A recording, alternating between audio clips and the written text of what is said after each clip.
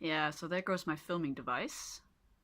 Hello! Another day, another setup! My laundry is outside, so I'm having to use a tea box and some sort of drawer in order to balance my device today. But for now, we're just gonna vlog. So anyway, hello, thank you for watching the video from last week.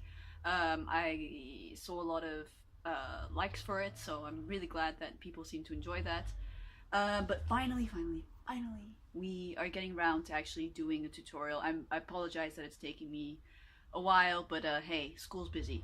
So, first things first, the song we're gonna do today is called Children of the World, and it is a song that is, I would say, for age groups 4 to 6, maybe 4 to 7, so it is for the younger groups.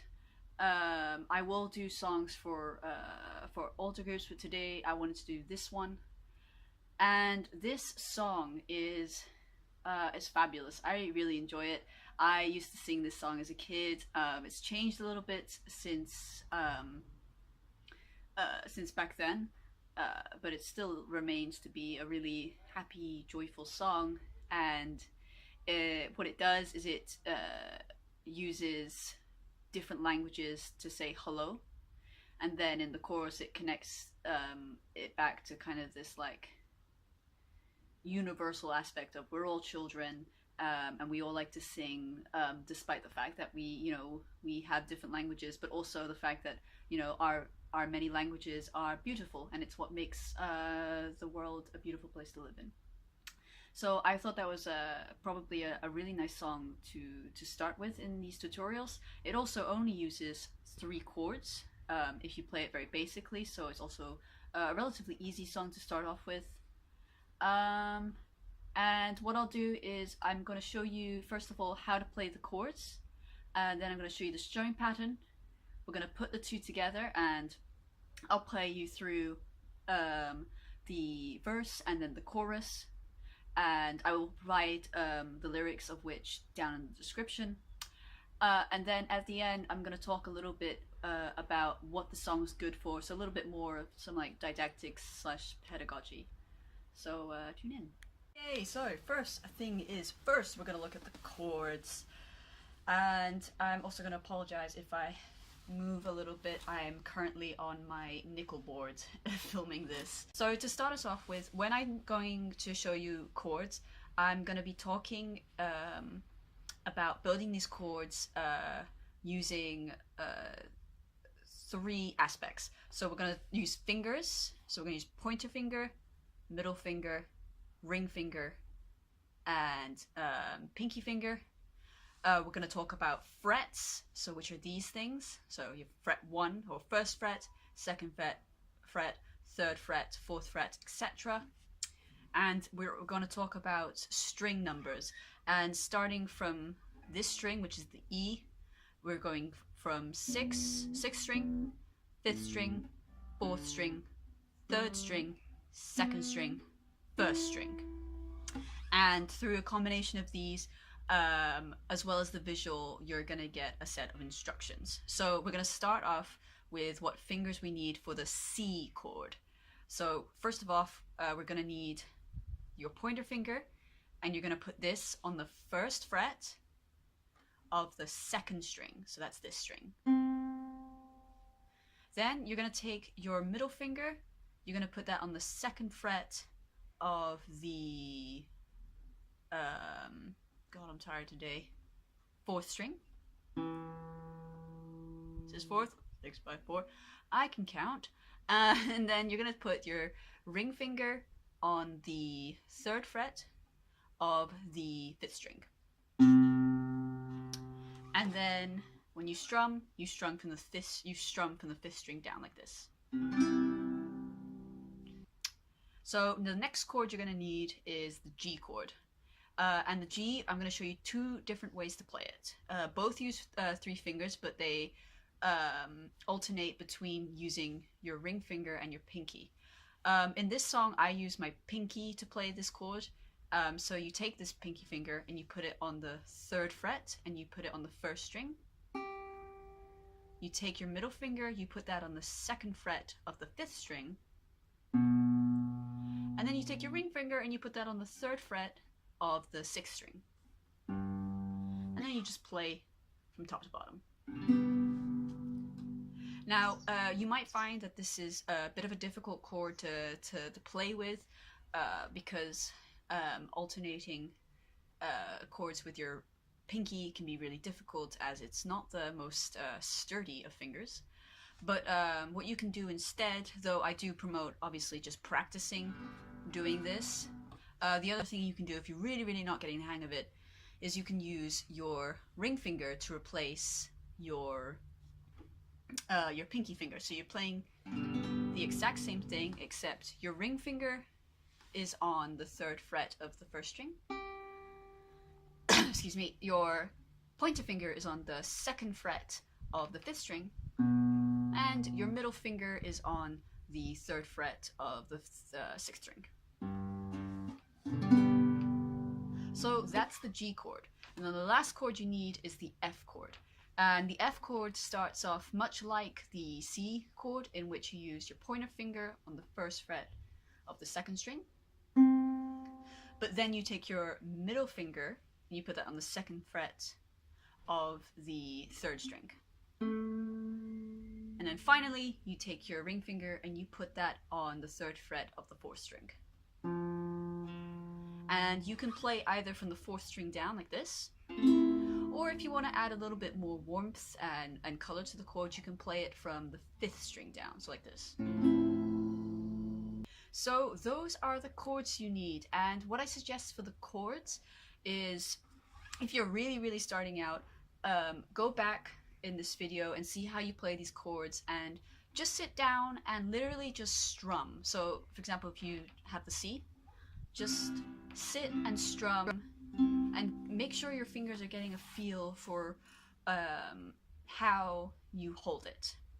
And you may find, for example, that you're getting this kind of sound. Now already you can see my hands are doing certain things that are interrupting the strings.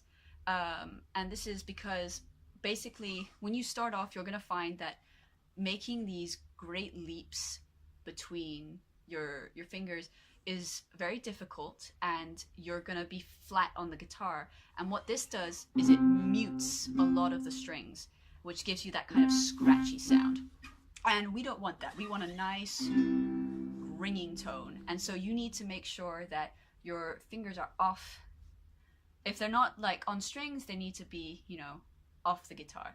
And to do this, your thumb needs to be on the middle of the neck at the back, or a little lower, and not all the way up here, because when you put your hand there, it's more likely that you're gonna flatten strings, and you don't want that. So keep that not too low but not too high, maybe like middle way, and just play.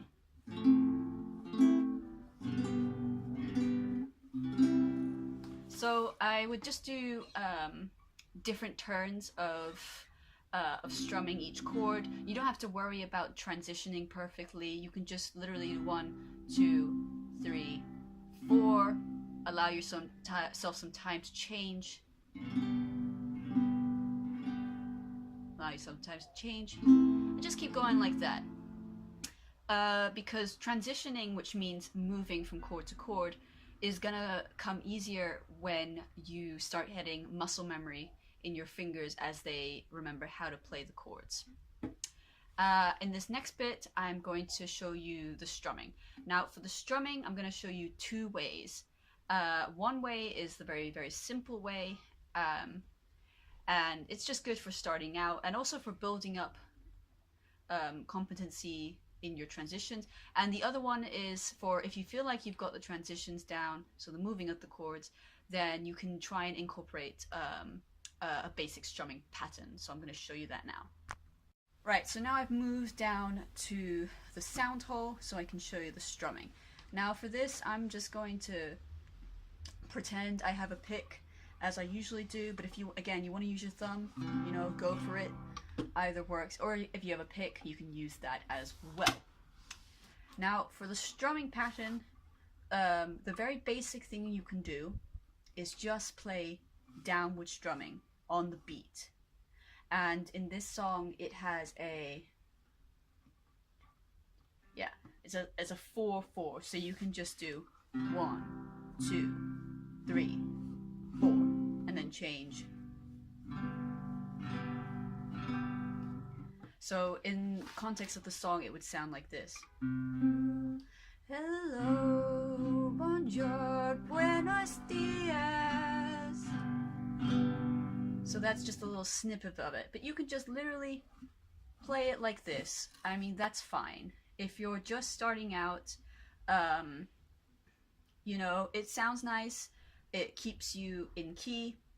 And that's all you really need, really. It's the guitar in this aspect is an accompanying instrument to your voice. Now, the other way you can do this is incorporating both down and up motions. So I'll just show you.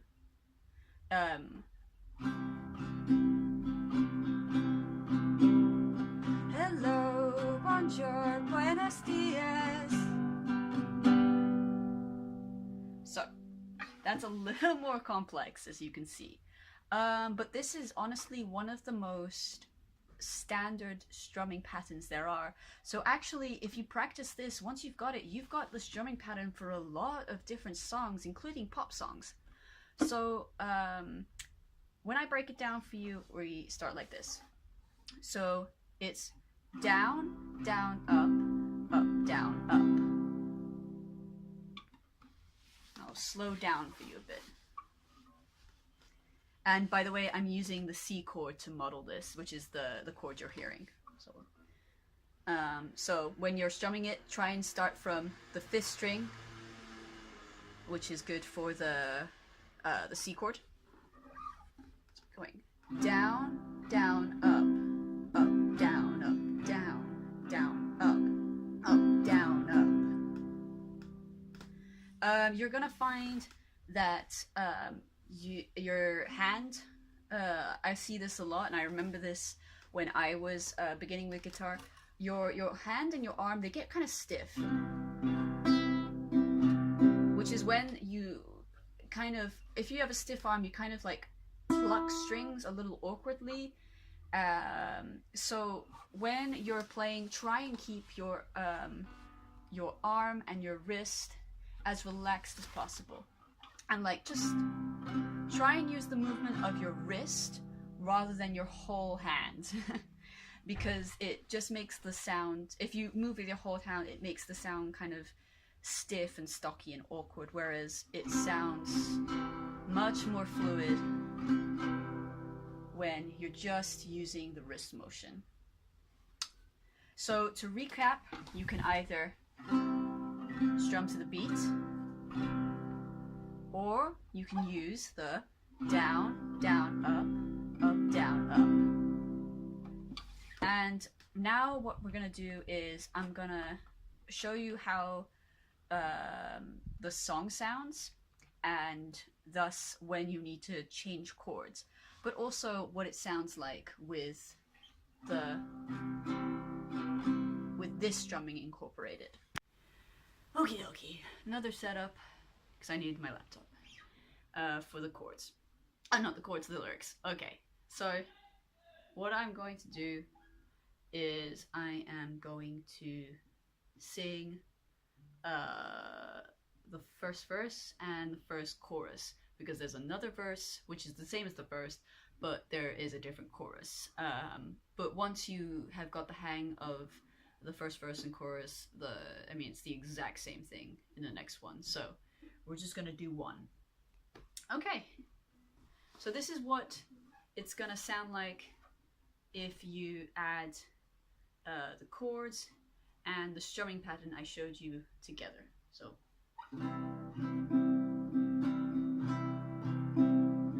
hello, bonjour, buenos dias, good day, guten tag, konnichiwa, ciao, ni hao, sawadika.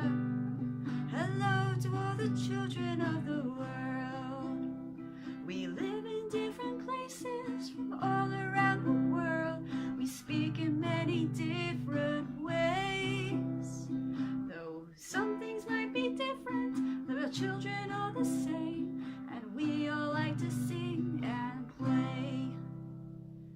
apologize for my voice. It's a little high for me, I'm not gonna lie. So let's start off with the verse. So, just gonna position myself. Right, so, first of all, when you start off, you're not starting off on the first beat with hello. If you think of hello broken up into its syllables, so hello, you're actually going to start on the low. So it's hello, and that's when you start your pattern. So hello, bonjour, buenos dias. And when you go to your buenos dias, you're changing so that you make the G chord on the dias part. So hello, bonjour, buenos dias. And you're going to continue with the G. Good day, guten tag, konnichiwa. So back to C on the wa. And then ciao, ni hao, sawadika. Sawadika. Hello to all the children of the world. Okay, chorus time. Right. So again, position myself. So we live. Oh wow! Don't do that. Okay, gravity. All right. So again, when we start off, we're starting off on the live as opposed to the we. So think of we as the as the breath you take before you start. So we live in different places from all around the world. We speak in many different ways. Right, then you're gonna repeat that for the next bit. Though some things might be different, we're children all the same, and we all like to sing and play. Hello, a new day, a new setup, a new shirt. So now we're gonna look at the pedagogical and didactic aspects of all this. So first off, what is this song good for? I find that this song is very good if you're introducing yourself to a class, especially of course in an international context, and you want to find out a little bit more about the languages that the kids speak and to what degree they speak them. And I also find it's very good to, as a start or an end of an activity, just to round things off or to reel things in as you begin. Obviously with a song like this, it's great at creating multicultural inclusivity and prompting, or rather promoting, a positive atmosphere for language learning, both in the sense of the development of English, as well as the development of home languages and within that identity. I also think it's very good as a model of English, in particular for your students who have maybe just come in and they're at the lower stages of English learning, so identified as English as Additional Language Learners, or EALs for short. The chorus in particular, or rather, the chorus is really good for this. It just models what English should sound like in a way that is entertaining and engaging to the child. And, you know, they probably won't understand, especially if they've just come in. They might not understand what they're singing, but now they're starting to get a feel for the language, which is just as important, and in fact is the foundations before they begin to really understand what they're saying. Let's look at some of the lesson objectives I came up with. So the first one, I think kind of encompasses just your average class. I wrote, by the end of the lesson, the students will have discussed in pairs how to say hello, how are you, and goodbye in their own languages. Now, branching off from this, if you have a beginning stage EALs, get them to use a device on which they can use the Google Translate function. Because for the basic words or sentences like hello or how are you, Google Translate is often actually really good for that. And I've seen it done in classes, and it's really helpful because it allows you to access what the child's ability really is, whilst kind of foregoing that entire barrier of language. Because obviously, just because a kid cannot speak English yet does not mean they do not have the ability needed to follow your lesson content. So use Google Translate. You can either do that, or you can pair a student who speaks the same home language or languages, but can also speak English, and through that you can still have them do the activity. And then I thought about at the end, what you could do is you could have the kids share each other's languages, so that they're using the new language that they've just learned. And in this, you're also developing some, presenting and explaining skills. And then I started thinking about, well, okay, that's all fine and dandy, but what if you have higher ability learners, or even a learner who's been identified as gifted? And so I thought of this objective. I thought, with the use of an iPad or any other device, research how to say hello in 9 other languages than in the song you just heard, so hello to all the children of the world, and create your own version of the song. So this is particularly good because it's taking their learning to a higher level. Now they're actually at pretty much the top of Bloom's taxonomy, if you think about it, and they're creating. And within that, they're using research skills, and then they're also using presenting and explaining. And then so far I have 2, I'm going to call them inclusion aspects. And I thought about, okay, what about if you have children with attention issues, or children who are kind of more emotionally withdrawn or a bit more introverted? That being said, that's not necessarily linked to labels like ADHD or emotional behavioral disorders or anything like that. It's just, sometimes they're just characteristics of kids. So I thought, if you've got children like that, provide them with a rhythm instrument like a tambourine or small type of drum like the bongos, and get them to play along with you, because this it brings them in to the lesson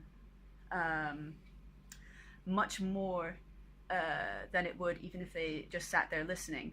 The last thing I had was more of a kind of a warning. You are playing music with a class, and in this sense a young class. It's going to be loud, so just be aware with for students who have a bit of a hypersensitivity to sound. Again, this is not necessarily to do with labels like autism. Indeed, you can be autistic and have average or hyposensitivity to sound. It all just depends on the individual. And for this, I would say consult your class teacher, because your class teacher knows best. If you have learning support specialists, also ask them about it. So yeah, the only basic tip I can give you is, if they're really, really hypersensitive to sound, just try and get them one of those kind of sound dampening devices. All of that I've just told you, obviously I don't know your class, you know your class best. So you know what, maybe none of this applies to you. But in that case, I want to hear about what your lesson objectives would be, or how you would take my lesson objectives and you would alter them for your class. If you have any suggestions, you can come find me at school or leave a comment. I'd be really interested to know. And that concludes the end of the first ever guitar tutorial. And now I've got to go and edit like 30 minutes worth of video content. Ooh. But anyway, yeah, guys, take care. I will see you next time. Again, if you like the video, feedback please. I really want to know how I can do this better. And stay groovy. Are we gonna end with that each time? I don't know. Okay, bye.